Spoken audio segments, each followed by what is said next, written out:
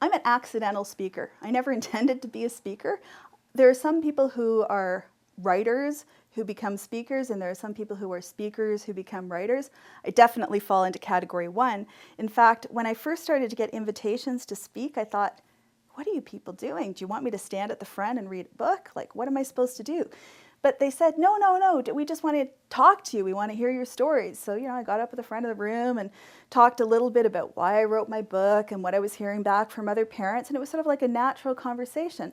I love to speak about topics where I can bare my soul without being too icky about it.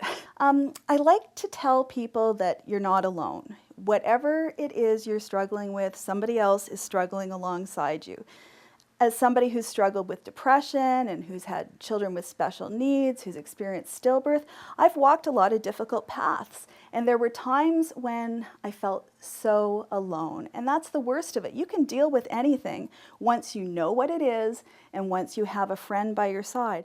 When I came home from the hospital that night, after having been induced and after having to give birth to our poor little baby who we buried as a family, you can imagine how painful that was. And so I opened up my copy of a best-selling pregnancy book and I said, okay, what wisdom will there be there for me?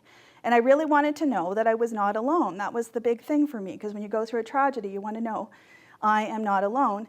And the book said, don't worry, this is extremely rare. It probably won't happen to you.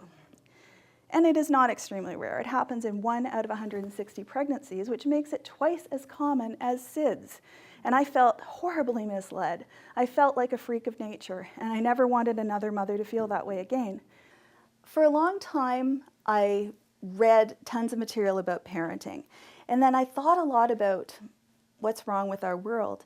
And it's only been in the past few years that I've sort of connected the two spheres of, geez, there's a lot of things in this world that need to be fixed. And, these things seem to work to make kids healthier and happier and that kind of thing.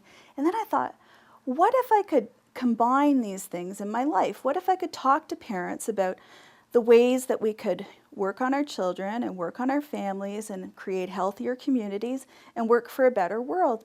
So you're probably wondering about this little treasure box I brought with me today. It is full of goodies that represent the fights that parents have after they have a baby.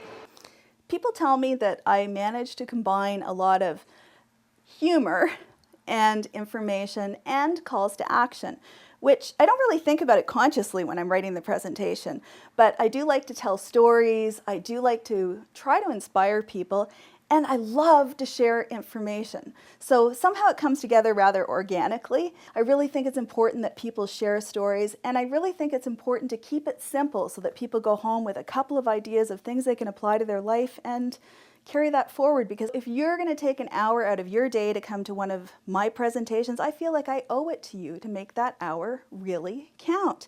So I'm going to keep it lively, I'm going to keep it interactive, I'm going to give you at least a couple of my infamous bad jokes, and I'm going to tell you something that's going to make you think a different way about parenting. And that's why I'd like it if you'd come out to one of my presentations. Besides, we'll have fun.